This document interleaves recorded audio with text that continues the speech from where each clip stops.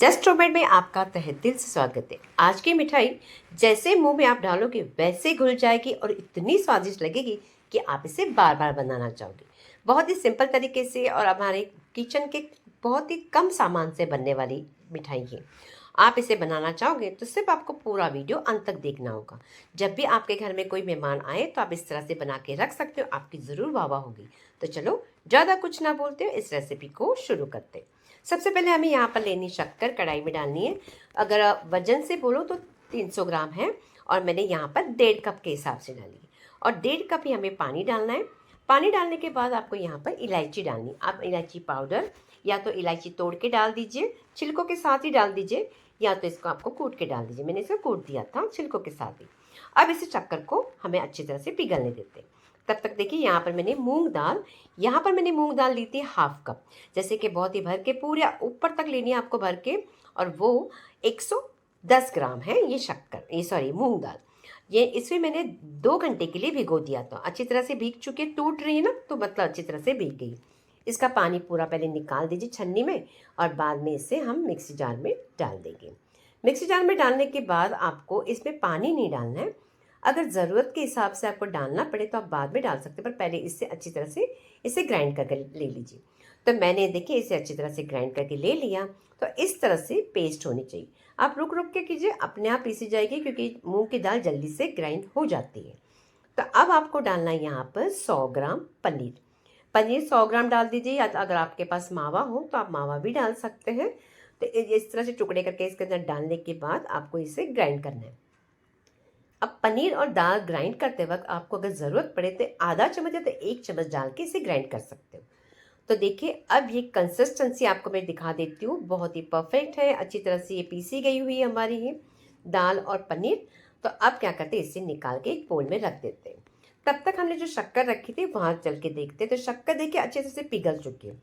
जब शक्कर पिघल जाए तो हमें क्या करना है, अब 6 मिनट के लिए इस शक्कर को अच्छी तरह से वापस उबलने देते हैं। जब तक ये अच्छी तरह से उबल रही है तब तक हमने जो दाल रखी थी वो देख लेते हैं। दाल को अभी क्या करना है, आपको एक ही डायरेक्शन में आपको 5 मिनट तक इसे अच्छी तरह से फेंटना है। जैसे हम मेंदू वड़ा बनाते वक्त कैसे फेंटते हैं उसी तरह से, पर मेंदू वड़ा के लिए हम लोग ज़्यादा टाइम लेते हैं। इसे सिर्फ 5 मिनट के लिए आपको इस तरह से फेंटना है।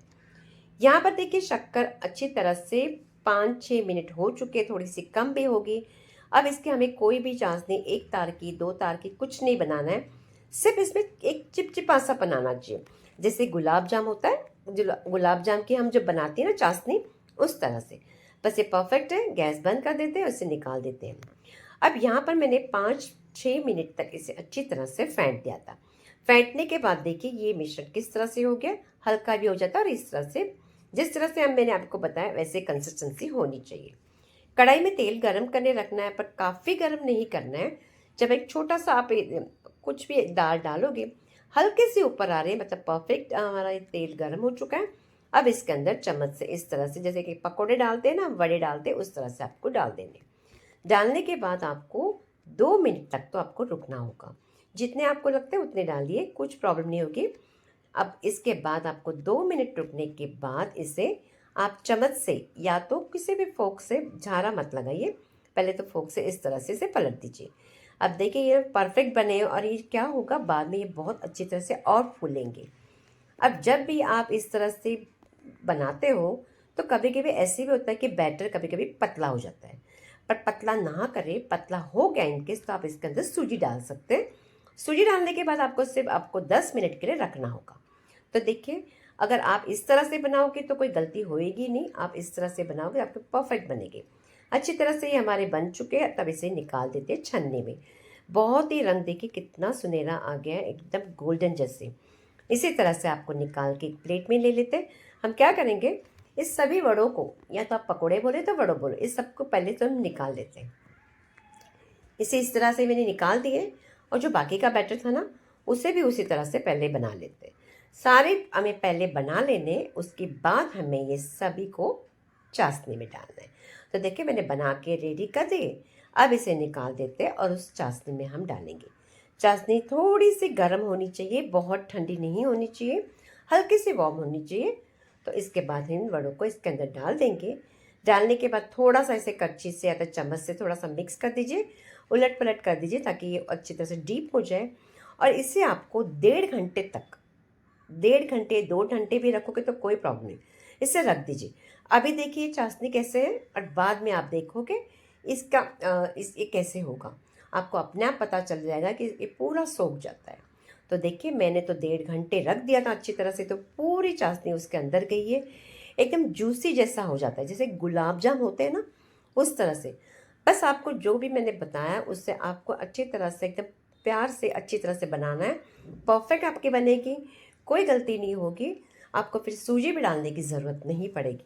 पहले आपको पानी डाल के इसे पतला नहीं करना है, और पहले भी मूंग की दाल को पे आपको छन्नी से निकाल देना है। तो देखिए बहुत ही सॉफ्ट हमारे इस तरह से ये मिठाई बन के रेडी हो चुके। आप इसे ज़रूर बना के देखिए, बहुत सिंपल तरीका है, खाने में बहुत ही स्वादिष्ट लगती है। अगर रेसिपी आपको अच्छी लगी हो तो ज़्यादा से ज़्यादा इसे लाइक करना है, उसी के साथ आपको शेयर करना है और आपको बना के भी देखना है। बनाने के बाद आप मुझे कमेंट्स करके बताइए कि आपकी रेसिपी कैसे बनी थी। तो आगे मिलते हैं हम एक अच्छी सी प्यारी सी और एक रेसिपी के साथ।